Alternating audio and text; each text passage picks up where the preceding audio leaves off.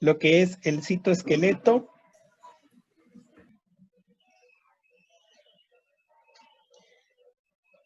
Bueno, esta creo que fue la que mencionamos el día de antier. Dentro de los elementos del citoesqueleto, los filamentos intermedios corresponden a una categoría muy amplia, ¿sí? Yo creo que son de las cosas de las que con más frecuencia se ha estado descubriendo cosas y se han estado reclasificando o sacado nuevas categorías o nuevas subdivisiones de los que ya hay. ¿Cuáles son los principales? Y aparte los primeros que fueron descubiertos, pues tenemos a la familia de las queratinas, la desmina, la bimentina, proteína ácida glial fibrilar, los neurofilamentos y las láminas nucleares. Yo creo que de todas las categorías que se han descubierto de filamentos intermedios, estos son los más claves y los más importantes y de los primeros que fueron descubiertos. Incluso les digo, algunos de ellos ya están subclasificados, tienen subdivisiones. Por ejemplo, las citoqueratinas. Las citoqueratinas son características de las células epiteliales, ¿sí? Ahora sí que de los tejidos básicos, las citoqueratinas son un marcador importante de las células de los epitelios, ¿verdad? También las podemos encontrar en el cabello, ¿sí? Otro grupo de filamentos intermedios son los tonofilamentos, ¿verdad? Que también lo tenemos en las células escamosas. Las células escamosas son células que pertenecen al tejido epitelial, ¿verdad? Y me refiero a las células escamosas que producen queratina, ¿verdad? Como la piel. Y estos tonofilamentos ayudan a formar algunos complejos de unión, ¿sí? Como tal es el caso de los desmosomas y de los semidesmosomas. Otro filamento intermedio está la desmina, ¿sí? La desmina nosotros la encontramos en las células musculares, ¿sí? Ahora sí que la desmina es un marcador, ahora sí que póngale ahí un asterisco importante en el enunciado, la desmina es un marcador clave en las células musculares. Otro, la bimentina forma parte de los tejidos que derivan del mesénquima, ¿sí? El mesénquima es ahora sí que uno de los tejidos embrionarios del mesodermo, ¿verdad? Y la mayoría de los elementos que derivan del mesénquima, células como fibroblastos, glóbulos blancos, células de los vasos sanguíneos, son marcadores o están más bien marcados positivamente para bimentina. Se sabe que esta bimentina rodea la envoltura nuclear y se relaciona con el complejo del poro nuclear. Luego tenemos la proteína ácida glial fibrilar. La proteína ácida glial fibrilar se encuentra en un grupito de células que se llaman células de la glía. Por eso se llama proteína ácida glial por la glía y fibrilar. Les digo que esta proteína se encuentra en este grupito de células. Para que me entiendan, la glía son las células de sostén, ¿sí? Las células de sostén del tejido nervioso. Son las células de soporte, nada más y nada menos que de las neuronas. Luego tenemos otro grupito de filamentos intermedios que son los neurofilamentos. Ahora sí, los neurofilamentos son los filamentos intermedios de las neuronas, que los encontramos en los axones y en las dendritas. Otro grupo de filamentos intermedios es la familia de las láminas nucleares, ¿sí? Estos filamentos se encuentran en la envoltura nuclear, en la envoltura de todos los núcleos de las células. Aquí está un esquema para que vean así a grosso modo los principales filamentos intermedios, ¿verdad? Vean, por ejemplo, cómo las queratinas se subdividen. Aquí describen 30 variantes, pero en realidad, pues esas 30 ahí se quedaron porque en realidad ya van muchas citoqueratinas o queratinas que se han ido descubriendo. Las dividen incluso en dos familias, la familia 1, que son las queratinas ácidas, y la familia tipo 2, que son las queratinas neutras o básicas, ¿verdad? Aquí están los tonofilamentos, la desmina, la bimentina, la PGAF, los neurofilamentos incluso divididos por peso molecular, ¿sí? De bajo peso medio o alto peso molecular, y las láminas nucleares A, B y C, ¿verdad?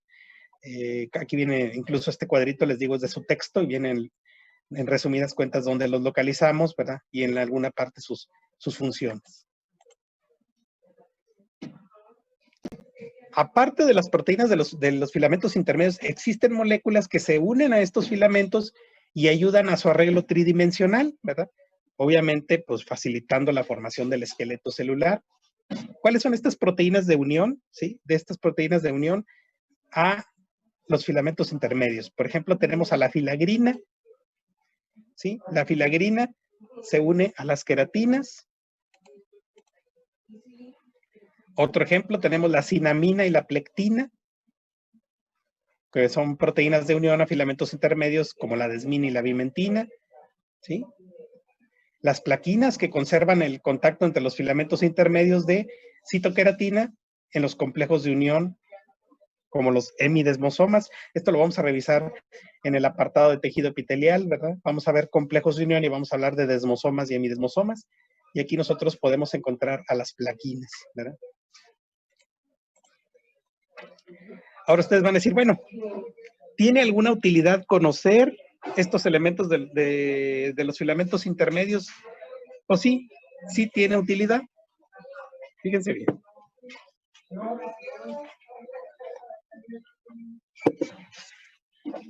La utilidad de este conocimiento de los filamentos intermedios hace que nosotros le demos aplicaciones en técnicas especiales como la inmunistoquímica. Más o menos para que me entiendan, los filamentos intermedios son como una especie de marcador para las células. Permite marcar una línea celular, un linaje, ¿verdad? Hagan de cuenta que un filamento intermedio es característico de una célula en particular y ese filamento intermedio que es de esa célula, pues siempre va a pertenecer a ella y va a ser su marcador de línea, de familia, por decirlo así. Entonces, aunque la célula tenga enfermedad o se vuelva neoplástica, se haga tumoral, lo que ustedes quieran, el filamento intermedio siempre va a estar ahí, ese no se va a perder, ¿verdad?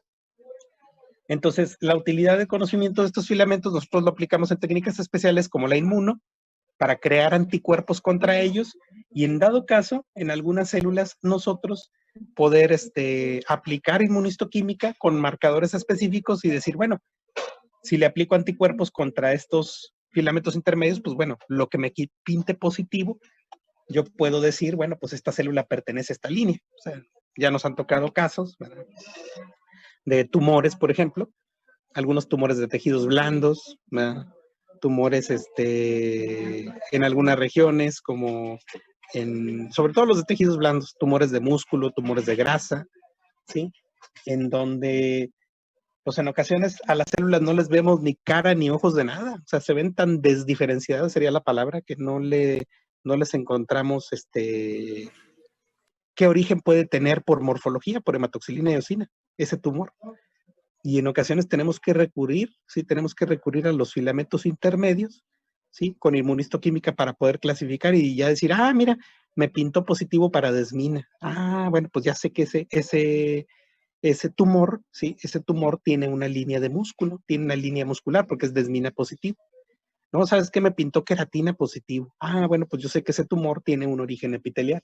Entonces, esa es la utilidad de conocer los filamentos intermedios, ¿verdad? ¿Ok? El tercer componente, ¿sí?, el tercer componente de los elementos del citoesqueleto son los más grandes, que son los microtúbulos. Los microtúbulos se definen como estructuras largas, cilíndricas y huecas, ¿verdad?, con un diámetro de aproximadamente 25 nanómetros. Los microtúbulos se definen como estructuras polarizadas, entonces tienen un polo o un extremo positivo y un extremo negativo, ¿verdad? Los microtúbulos se guardan en un sitio que se llama centro organizador de microtúbulos, o también se le conoce como centrosoma, ¿verdad? Aquí está. Entonces, el centrosoma es el centro organizador de microtúbulos. ¿Qué tienen de interesante estas estructuras del citoesqueleto? Es que constantemente están cambiando su forma, y el cambiar su forma implica que los microtúbulos tienen un efecto de modificar su longitud. ¿Qué quiere decir eso? Que se alargan, se acortan, ¿sí? Modifican su estructura, alargándose y acortándose. Los microtúbulos pues tienen una vida media aproximada de unos 10 minutos, ¿verdad? Son estructuras que pues, por el mismo o constante modificación que tienen en su morfología, acortándose y alargándose, bueno, pues también pues, se envejecen muy rápido, digamos, por las modificaciones que tienen en su estructura. Entonces, por eso tienen una vida media, pues corta, ¿verdad? Molecularmente hablando. Aquí están las principales funciones de los microtúbulos: regular el movimiento intracelular de organelos y vesículas, formar compartimentos, ¿verdad? Más aún, los microtúbulos son estructuras que dan movimiento a, tal es el caso de cilios, por ejemplo, o a los flagelos, ¿verdad? Dan esa propiedad de poder generar movilidad. Y aquí lo tenemos en este esquema. Vean el diámetro que tienen los microtúbulos, 25 nanómetros. Y vean que se conforman por la unión, ¿sí?, de proteínas conocidas como tubulinas, ¿sí? Me refiero a la alfa y a la beta tubulina, que forman enlaces, forman dímeros de tubulinas, y estos dímeros se unen, se van pegando como si fueran cuentitas de collar, hasta que forman el cilindro hueco, ¿eh? Vean más o menos el tamaño que tienen las tubulinas, son pues más o menos grandes, ¿verdad? 5 nanómetros, casi miden lo que mide un filamento de actina, el de actina mide 6 nanómetros. Entonces, y vean cómo se forma toda la estructura cilíndrica, les digo, queda hueca del centro. Ahora lo vemos en la imagen de acá abajo. Y vean los microtúbulos, aquí están representados en estas estructuras alargadas, que les digo que parece como si fueran popotitos, ¿sí? Parece como si fueran popotitos de color, bueno, ahí parece como de color verde azulado. Y vean ustedes cómo estos microtúbulos, en el caso de su organización, ¿sí?, se acomodan formando tripletes, ¿sí? Cada uno de estos popotitos de color azul es un microtúbulo, y vean cómo se arreglan formando tripletes y forman otra estructura cilíndrica más grande que puede medir hasta 0.5 micras de largo. Esta estructura se llama centriolo. Entonces el centriolo, ¿sí?, el centriolo se organiza por 9 tripletes, ¿sí?, 9 tripletes de microtúbulos formando una estructura hueca del centro, y un centriolo se puede asociar a otro centriolo, 2 centriolos, y esto sí, en conjunto, asociados a algunas proteínas que lo rodean, ¿verdad?, para compactarlos, uno en sentido perpendicular del otro. Ambos centriolos van a formar a lo que se le llama centrosoma. Dentro de las aplicaciones clínicas, pues existen incluso medicamentos, ¿verdad?, que tienen un efecto bloqueando la división celular, ¿verdad?, porque se unen a las tubulinas, ¿verdad? Un funcionamiento importante, una función importante que tienen los microtúbulos es ayudar, ¿verdad?, al movimiento de los cromosomas durante la división celular. Hagan de cuenta que ganchan a los cromosomas y se encargan de estarlos desplazando de un lado a otro, moviéndolos, ¿sí? Entonces, ya existen incluso dentro de los descubrimientos medicamentos que bloquean la formación de tubulina, y al bloquear la formación de tubulina no se forman los microtúbulos, y por ende no hay quien pueda mover los cromosomas durante la división, y por eso pues, en muchos de los casos las células pues no se dividen, ¿verdad? Se bloquea esta división, ¿verdad?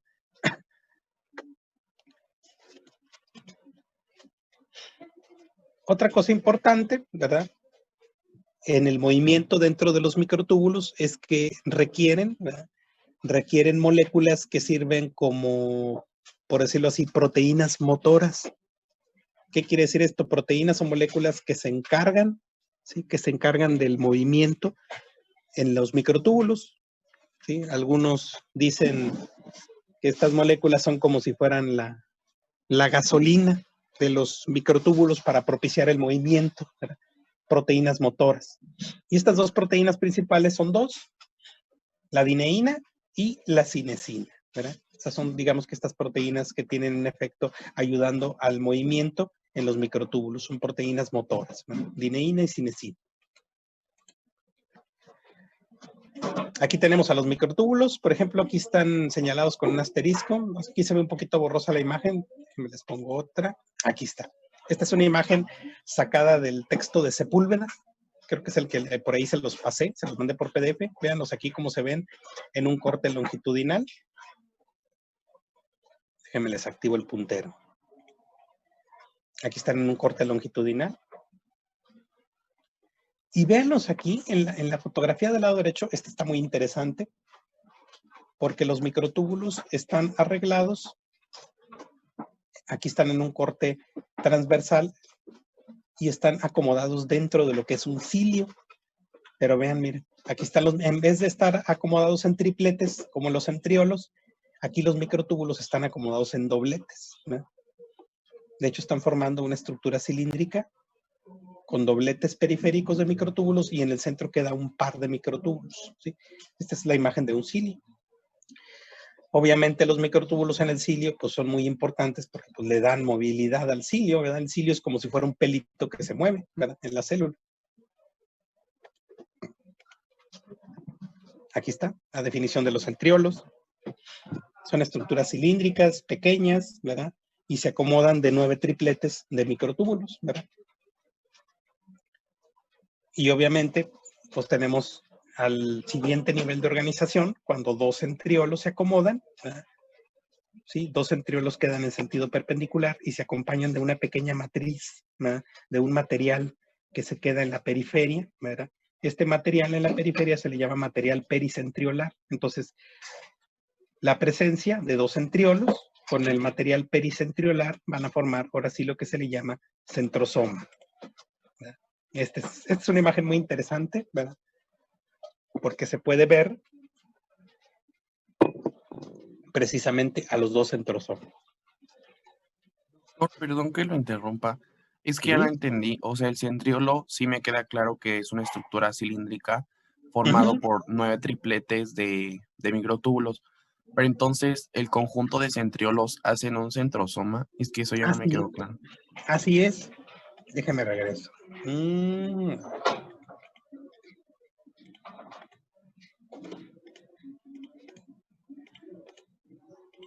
Esta es la imagen, miren. Presten atención a esta imagen. Hagan de cuenta que aquí está los microtúbulos, aquí están organizados, miren. De hecho, yo les decía que les comparaba estos microtúbulos como si fueran popotitos.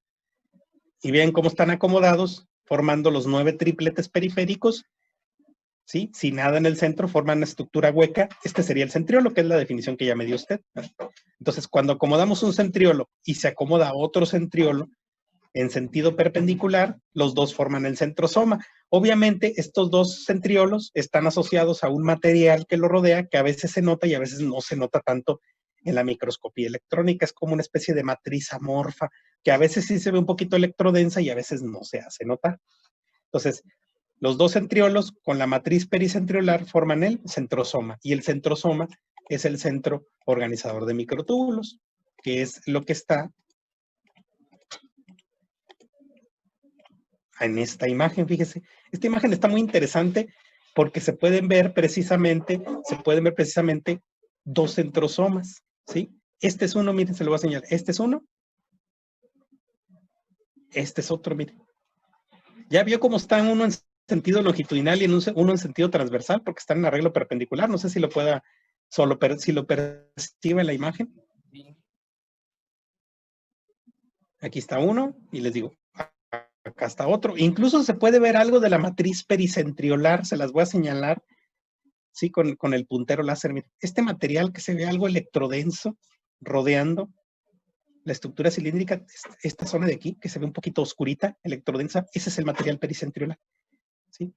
Entonces les digo, este es un centriolo, otro centriolo. Los dos, centrosoma. Este es un centriolo, otro centriolo, los dos forman el centrosoma, ¿sí? Entonces, esta imagen es una imagen muy interesante, ¿verdad? Porque ahora sí que, casi por decirlo así, salieron los 2 centrosomas casi posando para la foto, ¿verdad? Coincidió el corte en el punto exacto donde están los 2 centrosomas, ¿verdad? Es muy interesante esta imagen. Gracias por la explicación, doctor. Sí, de nada, usted.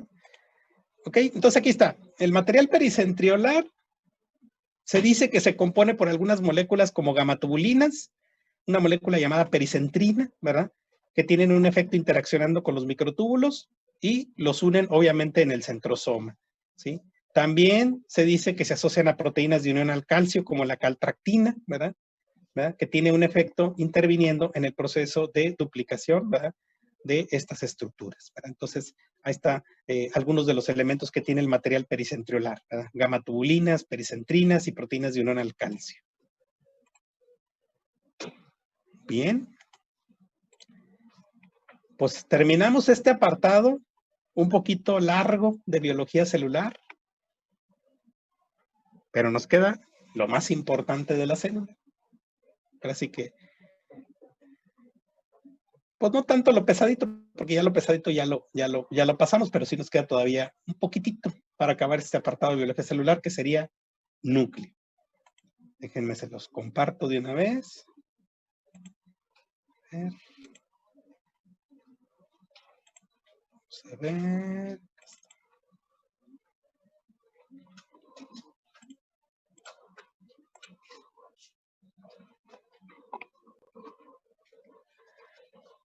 Ahora sí se ven bien despiertos. Antes de ponerle la presentación, sí, ahora sí se ven bien despiertos. Aunque hay algunos que no les gusta poner, ponerse en activar más bien sus cámaras. ¿Dónde está Brian Hernández, que pone por ahí la imagen de un pato con una gorra? No sé qué es eso. No le tengan miedo a la cámara. No, profe, es que está conectado el teléfono para el audio. Ah, bueno. Vamos a ver. Pero sí se ven muy despiertos, pero pues ahora sí que para bien o para mal ya es viernes y mañana otra vez van a volver a regresar al ciclo de levantarse tarde, y luego cuando regrese el lunes o martes, digo, no, el lunes es festivo, gracias a Dios. Voy a tener la oportunidad de descansar un día más. Bueno, aquí está ya la presentación. Vamos a platicar entonces los siguientes minutos de lo que es de la estructura del núcleo, para muchos definidos como el organelo más grande de la célula.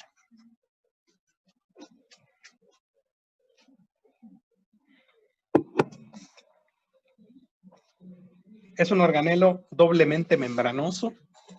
¿Cuál dijimos que era el otro doblemente membranoso? A ver. Mitocondria. La mitocondria es el otro doblemente membranoso. Y curiosamente, al igual que la mitocondria, también contiene material genético, ¿verdad? Casi todo el ADN de la célula y obviamente los mecanismos para la síntesis y su expresión, ¿verdad? Aquí está, doblemente membranoso.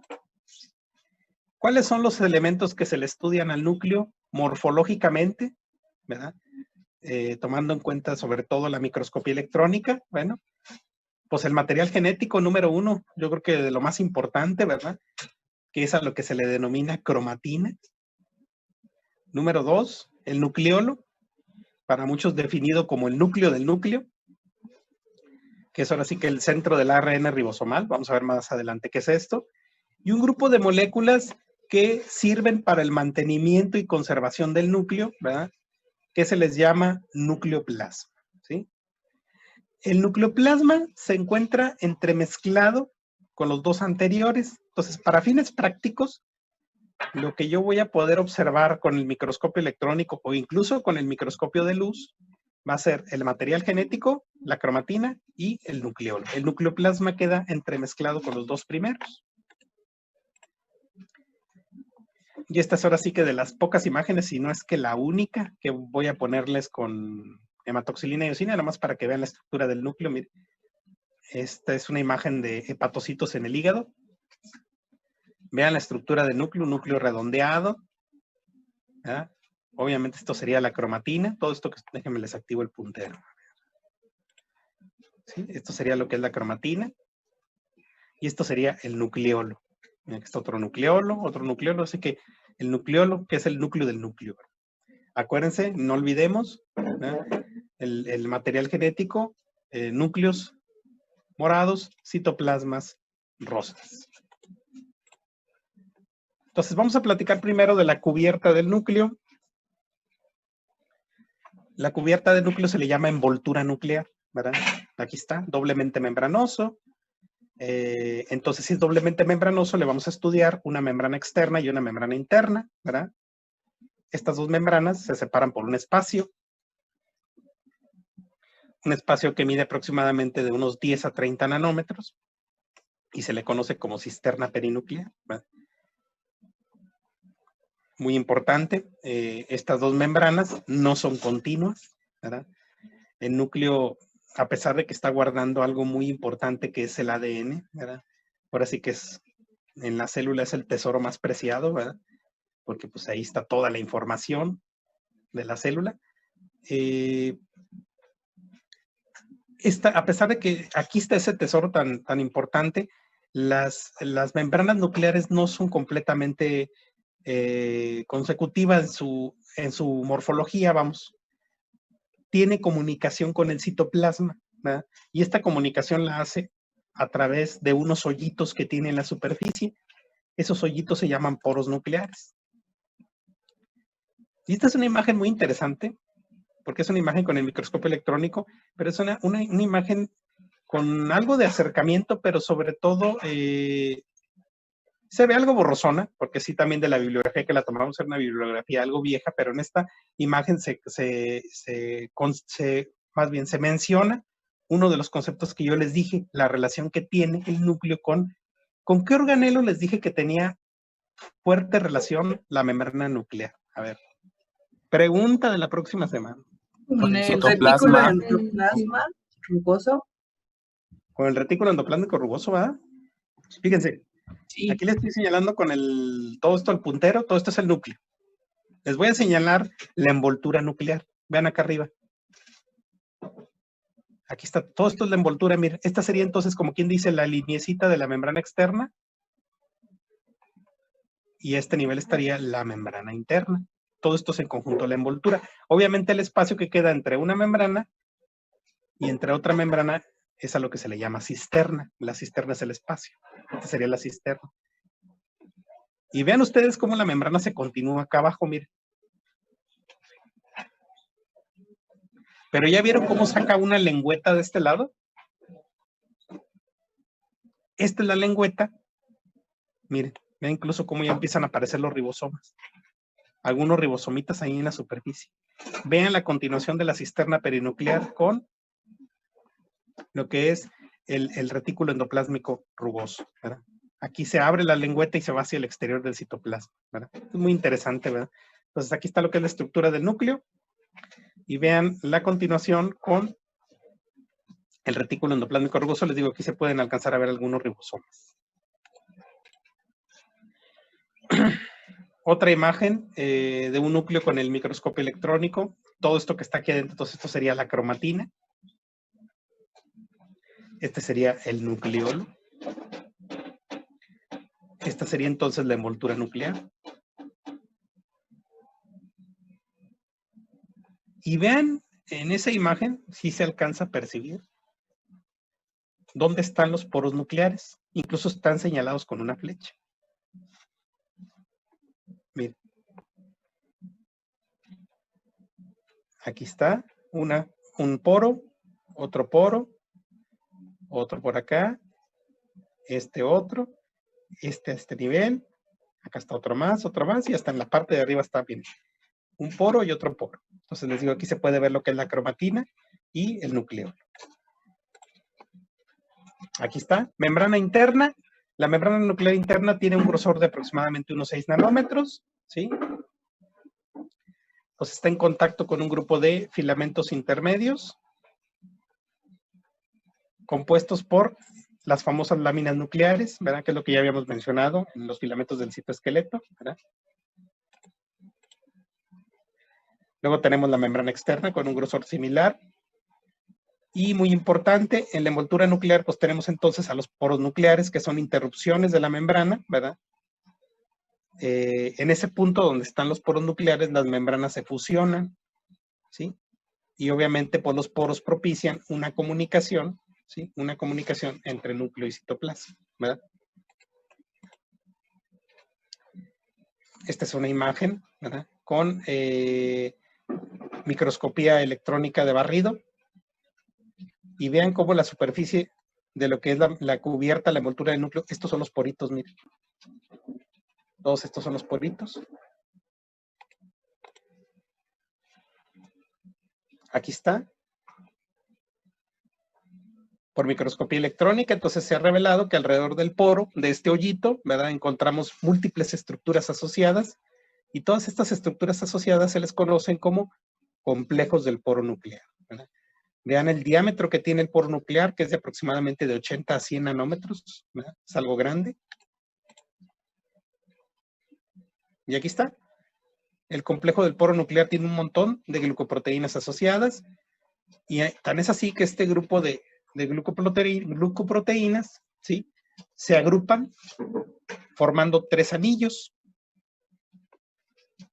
Un anillo que da hacia el citoplasma, un anillo que queda en la parte media y un anillo que da hacia el núcleo. Entonces, anillo citoplásmico, anillo medio y anillo nucleoplásmico, por decirlo así. Así se acomodan estas glucoproteínas.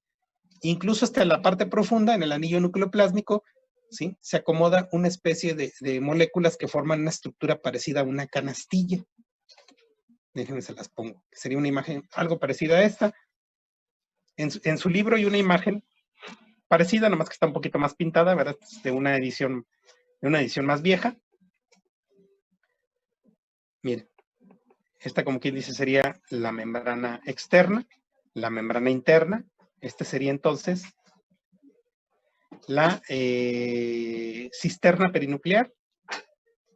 Y vean entonces el arreglo que tienen los anillos, ¿verdad?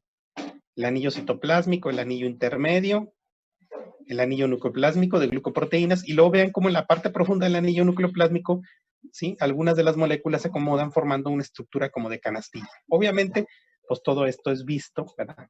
Con ayuda de técnicas de biología molecular, ¿verdad? Para poderlo encontrar también en un corte con el microscopio electrónico, pues es algo complicado, ¿verdad? Pero es más o menos la estructura morfológica que tiene el complejo del poro nuclear. Entonces, tenemos menos de un minuto, les mando ahorita el link y se vuelven a conectar, ¿sale?